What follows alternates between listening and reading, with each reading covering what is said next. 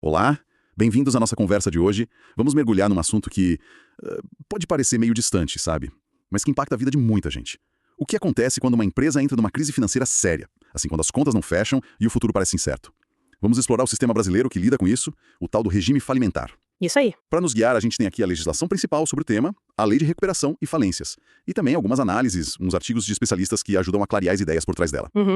Nossa missão hoje é entender, de forma clara, por que esse sistema existe e como ele funciona na prática, né? Exatamente. O objetivo é, descomplicar um pouco esse universo. Entender por que existe um caminho legal, específico para empresas em apuros, o que diferencia a famosa falência da recuperação judicial e como esses mecanismos são acionados. No fundo, é entender as regras do jogo quando uma empresa está enfrentando dificuldades profundas. Certo, então vamos começar pelo básico. Por que a gente precisa de leis específicas para empresas endividadas? Uma dívida não é só uma dívida, assim, independentemente de quem deve. Essa é a questão central, né? Uma empresa, principalmente uma de certo porte, ela não é só o negócio do dono. Ela tem um impacto social, enorme. Pensa nos empregos diretos e indiretos que ela cria. Nos impostos que recolhem e que financiam serviços públicos, sabe? Sim, claro. Nos produtos ou serviços que ela disponibiliza para a sociedade. Em toda a cadeia de fornecedores que depende dela. Uma crise empresarial não afeta só o empresário, ela reverbera por toda uma rede. Faz sentido. A própria Constituição Federal reconhece isso quando fala sobre a importância do trabalho, da livre iniciativa e da função social da propriedade. A ideia é que a atividade econômica organizada, que é a empresa, tenha um papel que vai além do lucro do proprietário. Ela contribui para o desenvolvimento social, econômico, por isso a lei busca tratar a crise de uma empresa de um jeito diferente de uma dívida pessoal comum, entende? Entendo. Faz sentido pensar nesse impacto mais amplo. Mas, olhando pelo lado dos credores, né? Aqueles que têm dinheiro para receber. Se não tivesse uma lei organizando a coisa toda, imagino que seria uma corrida meio caótica, cada um tentando pegar sua parte primeiro. Talvez os mais rápidos levassem tudo e os últimos ficassem sem nada. Precisamente. Esse é um dos pilares desse sistema. É o que os juristas chamam de par condicio creditorum. Nome complicado. É, um nome complicado para uma ideia simples. Tratamento igualitário para credores que estão na mesma situação. A lei tenta organizar a fila de pagamento de forma justa, sabe? Evitando o salve-se quem puder e impedindo que o devedor escolha beneficiar uns amigos em detrimento de outros. A falência, por exemplo, ela funciona como uma execução coletiva. Junta todos os bens para dividir de forma ordenada. Ah, tá. Organiza a bagunça. Isso. E outro ponto crucial é a proteção do crédito em si. O crédito é vital para a economia moderna, né? É o que permite investimento, compra a prazo, financiamento. Se a confiança de que as dívidas serão pagas é abalada, todo o sistema pode travar. A lei falimentar, ao oferecer um procedimento organizado para lidar com a inadimplência empresarial, tenta preservar essa confiança geral no mercado. Como alguns especialistas apontam, a crise de uma empresa é, em parte, uma crise de confiança no crédito que foi dado para ela. Entendi. Então o objetivo não é só cobrar quem deve, mas é mais gerenciar a crise de uma forma que minimize os danos para a sociedade e para a economia como um todo. Vimos que a lei tenta organizar a fila de credores e proteger a confiança no mercado. Como ela faz isso na prática? Quais são as ferramentas que ela tem? Basicamente, quando uma empresa entra numa crise econômica grave, a lei oferece dois caminhos principais. Eles têm objetivos bem distintos: a recuperação judicial e a falência. Ok. A falência é a solução mais drástica. Ela acontece quando se conclui que a empresa não tem mais condições de continuar operando de forma saudável, sabe? Ou seja, ela se tornou economicamente inviável. Nesses casos, o objetivo da lei é afastar os administradores atuais, reunir todos os bens e direitos da empresa formando a chamada massa falida, vender esses ativos e usar o dinheiro para pagar os credores seguindo uma ordem de prioridade definida em lei. É um processo de encerramento e liquidação da empresa mesmo. Quer dizer, é quando a empresa quebra de vez, fecha as portas e o que sobrou do patrimônio é dividido entre quem tem direito a receber. É isso. Simplificando bastante, é isso. Já a recuperação judicial, a RJ, é uma tentativa de evitar esse fim. Ela se aplica quando a empresa, apesar de estar em crise financeira, ainda é considerada viável, capaz de se reerguer. O grande objetivo aqui, como a própria lei destaca, é permitir que a empresa supere a crise, que ela preserve sua capacidade produtiva, mantenha os empregos e continue atendendo aos interesses dos credores, mas de uma forma reorganizada. Busca-se assim manter a função social da empresa e estimular a atividade econômica. Aqui a coisa fica interessante. Como funciona essa tentativa de salvamento na prática? A empresa simplesmente ganha um tempo para pagar as dívidas? Como é? É um pouco mais complexo que isso. Na recuperação judicial, a empresa que está em dificuldade ela apresenta um plano detalhado para a justiça e para os seus credores. Esse plano precisa mostrar como ela pretende se reorganizar, pode envolver, vender ativos que não são essenciais, renegociar prazos e valores de dívidas, mudar a gestão, buscar novos investimentos, etc. E, claro, como ela vai pagar suas dívidas ao longo do tempo. Esse plano ele precisa ser negociado e aprovado pela maioria dos credores que se reúnem numa assembleia. Uma assembleia de credores. Isso. Se for aprovado e validado pelo juiz, aí sim, a empresa ganha esse fôlego para implementar o plano e tentar se recuperar. E tudo isso sob supervisão judicial. Uma diferença importante é que na RJ, geralmente, os próprios administradores continuam tocando o negócio, sabe? Diferente da falência, onde eles são afastados. Entendi. E quem pode pedir para entrar em recuperação judicial ou ter a falência decretada? Qualquer negócio que esteja mal das pernas pode usar isso? Então, a lei se aplica ao que a gente chama de empresário e sociedade empresária. Basicamente, as empresas que estão formalmente registradas. Mas existem exceções importantes. Essa lei não vale, por exemplo, para empresas públicas, bancos, seguradoras, operadoras de planos de saúde, cooperativas de crédito, entre outras. Ah, essas têm regras próprias. Exato. Essas entidades têm regras específicas para lidar com suas crises financeiras, geralmente envolvendo intervenção ou liquidação por órgãos reguladores específicos, tipo Banco Central, SUSEP. Certo. E quem pode dar o primeiro passo? Quem pede a recuperação ou a falência? A recuperação judicial ela só pode ser solicitada pela própria empresa devedora. A ideia é que a iniciativa de se recuperar parta de quem está vivendo a crise, né? Faz sentido. Já a falência tem um leque maior de pessoas que podem pedir. Pode ser pedida pela própria empresa, é a chamada autofalência, quando ela mesma reconhece que não tem mais saída. Pode ser pedida por um credor, que não está recebendo o que lhe é devido, ou até mesmo por herdeiros ou sócios em certas situações específicas que a lei prevê. Interessante. E o governo? Por exemplo, a Receita Federal, a Procuradoria da Fazenda, pode pedir a falência de uma empresa que deve muitos impostos? Esse é um ponto que gera umas discussões, sabe? Mas a visão que prevalece hoje é que não. Embora a lei não proíba, assim, com todas as letras, entende-se que a fazenda pública, seja federal, estadual ou municipal, já tem seus próprios mecanismos e são bem eficientes para cobrar dívidas tributárias. A execução fiscal, né? Isso, a execução fiscal que segue um rito especial. A falência é um processo mais voltado para organizar a satisfação de todos os credores privados de forma coletiva. Além disso, tem argumentos ligados aos princípios que regem a administração pública, que limitariam o poder do governo de escolher qual devedor levar à falência por dívidas fiscais. Ok, então temos a recuperação judicial como uma tentativa de salvar a empresa viável e a falência para liquidar a inviável.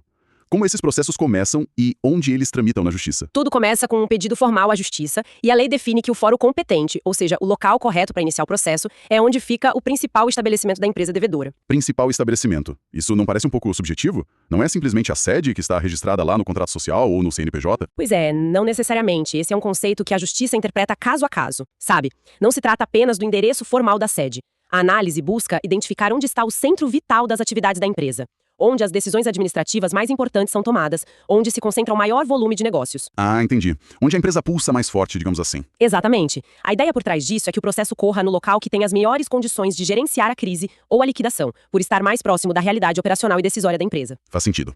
E depois que o pedido é feito, seja de recuperação ou de falência, quais são os efeitos imediatos? A vida da empresa muda na hora? Sim, muda bastante. Um dos efeitos mais impactantes e imediatos, tanto quanto se aceita o processamento da recuperação judicial, quanto quando se decreta a falência, é a suspensão. Suspensão de quê? A suspensão da maioria das ações e execuções individuais que estavam correndo contra a empresa.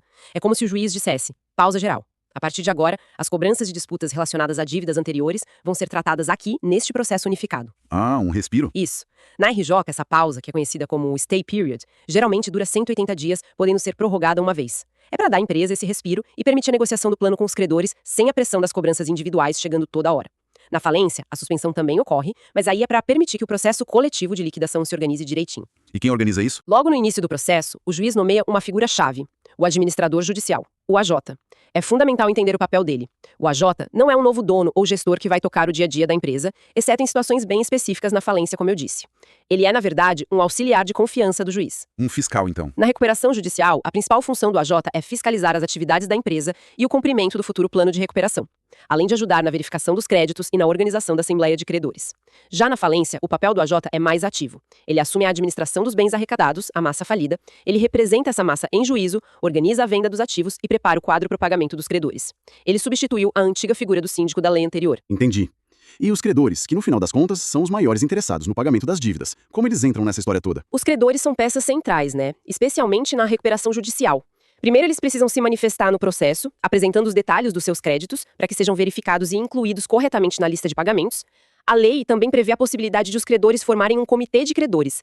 É um grupo menor, que atua como um fiscalizador mais próximo do administrador judicial e do próprio devedor. E a tal assembleia? Isso, mas o palco principal para a participação dos credores é a Assembleia Geral de Credores. É lá que o jogo é decidido. Basicamente. A Assembleia Geral é onde as decisões mais importantes são tomadas coletivamente pelos credores. É lá que o plano de recuperação judicial proposto pela empresa vai ser discutido, modificado e, principalmente, votado. E a votação não é simples, tá? Ela acontece por classes de credores. Por exemplo, trabalhadores têm uma classe, credores com garantia real têm outra, credores sem garantia específica formam mais uma, e assim por diante. Classes diferentes. Sim. Geralmente, para o plano ser aprovado, é preciso obter a maioria de votos em cada uma dessas classes. E essa maioria considera tanto o número de credores presentes, quanto o valor total dos créditos que eles representam. Complicado. E se o plano de recuperação for rejeitado pelos credores na Assembleia? Aí acabou a chance e a empresa vai direto para a falência? Olha, na maioria das vezes, sim. A rejeição do plano pela Assembleia geralmente leva o juiz a decretar a falência da empresa. Mas a lei criou uma válvula de escape, uma figura que a gente importou do direito americano, conhecida como cram down. Cram down.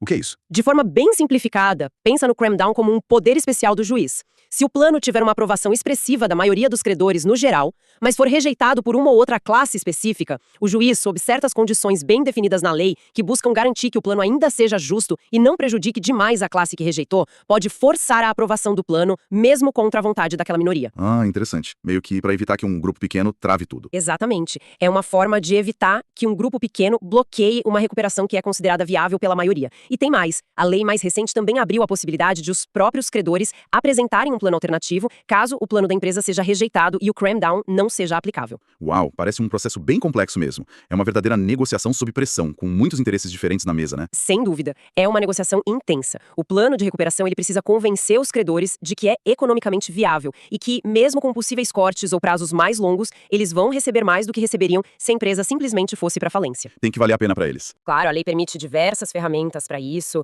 renegociação de prazos e valores, que são os descontos, né? Venda de partes da empresa, troca de dívida por participação societária, entre muitas outras possibilidades. Tudo depende da criatividade na negociação e, claro, da credibilidade da proposta de reerguimento da empresa. Entendi. E é interessante notar como essa abordagem é diferente da lei que a gente tinha antes, sabe? Aquela que vigorou por muitas décadas, desde 1945. Aquela lei antiga era muito mais focada em punir o comerciante que não pagava e em liquidar rapidamente a empresa para pagar os credores. A visão era quase criminal, assim, a falência carregava um estigma muito pesado. Tinha concordata, né? Tinha concordata, mas era algo bem limitado, um favor legal com regras rígidas, que muitas vezes não funcionava para salvar empresas que estavam em dificuldades reais. E a lei atual? Essa de 2005 mudou radicalmente essa filosofia? Sim, foi uma mudança de paradigma bem importante. A lei atual incorporou o que a gente chama de teoria da empresa. É uma visão mais moderna que enxerga a empresa não só como patrimônio do dono, mas como uma atividade econômica organizada que gera valor de diversas formas. Com isso, surgiu o princípio fundamental da preservação da empresa. A ideia central é, se a empresa, apesar da crise, ainda tem potencial econômico, se ela é viável, vale a pena o esforço para tentar recuperá-la. Pelos benefícios que ela gera, né? Exato. Os benefícios sociais e econômicos de manter a empresa funcionando, empregos, impostos, inovação, circulação de riqueza justificam essa tentativa. A falência passou a ser vista como a última ratio, sabe? A solução extrema, reservada só para os casos em que a recuperação realmente não é possível ou não faz mais sentido econômico. Mas essa ideia de preservar a empresa a todo custo, ela não corre o risco de ser usada como desculpa para simplesmente não pagar as dívidas? Ou pior, para manter vivas artificialmente empresas que já deveriam ter fechado, as tais empresas zumbis que só se arrastam e prejudicam o mercado? Esse é, talvez, o maior desafio na aplicação da lei. E o ponto mais delicado, encontrar o equilíbrio. Como preservar a empresa que realmente tem salvação, sem proteger indevidamente a má gestão ou empresas inviáveis, e, ao mesmo tempo, garantir os direitos dos credores e a saúde da concorrência no mercado. A lei tenta criar umas salvaguardas. Como por exemplo? Por exemplo, exige que o plano de recuperação demonstre a viabilidade econômica da empresa com base em laudos, em projeções, e se a empresa não cumprir o plano que foi aprovado, a recuperação é convertida em falência. Ah, tem essa consequência. Sim. Mas, na prática, essa análise de viabilidade é complexa. Exige um julgamento cuidadoso do judiciário, do administrador judicial e dos próprios credores. Não dá para permitir que a recuperação seja só um adiamento custoso do inevitável que acaba prejudicando ainda mais quem tem dinheiro para receber. Certo. Depois dessa exploração toda, o que a gente pode levar como pontos principais dessa conversa? Bom, acho que ficou claro que o sistema de recuperação e falência no Brasil é bem mais sofisticado do que parece à primeira vista, né? Não é só sobre cobrar dívidas, é sobre gerenciar crises empresariais tentando equilibrar muitos pratos, proteger quem tem a receber, tratar os credores de forma justa e, sempre que possível e viável, preservar a empresa e seu papel social e econômico. Exatamente. Entendemos a diferença fundamental entre a falência, que é o caminho da liquidação quando a empresa realmente não tem mais salvação, e a recuperação judicial, que é essa tentativa de reorganização negociada, um verdadeiro tratamento de choque para salvar empresas que ainda podem se recuperar. Vimos quem pode iniciar esses processos, o papel central do juiz, do administrador judicial como seu auxiliar e dos credores, né, que tem o poder de decidir o destino da empresa na recuperação. E vimos os passos básicos, desde o pedido inicial no local certo até a aprovação de um plano ou a venda dos bens na falência. E a gente percebeu também essa mudança importante de filosofia da lei antiga para a atual, com essa aposta na recuperação, reflete uma visão mais moderna da empresa como atividade econômica essencial. Mas sempre com aquele asterisco importante. A recuperação só faz sentido se houver viabilidade real, né? Com certeza. E compreender esses mecanismos não é útil só para quem é dono de empresa, ou advogado, ou trabalha no mercado financeiro. É relevante para todos nós, porque as decisões tomadas nesses processos têm consequências diretas em empregos, no desenvolvimento regional, na arrecadação de impostos e na dinâmica da economia como um todo. Grandes recuperações judiciais ou falências são notícias que afetam a vida de milhares de pessoas. É verdade. Fica então uma provocação para a gente refletir, né? Qual é o limite do esforço para salvar uma empresa em crise?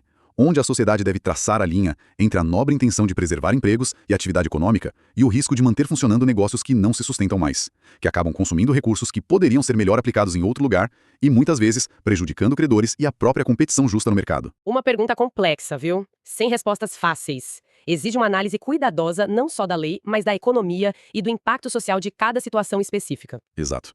E com essa questão em mente, a gente encerra a nossa análise de hoje. Obrigado pela companhia e até a próxima.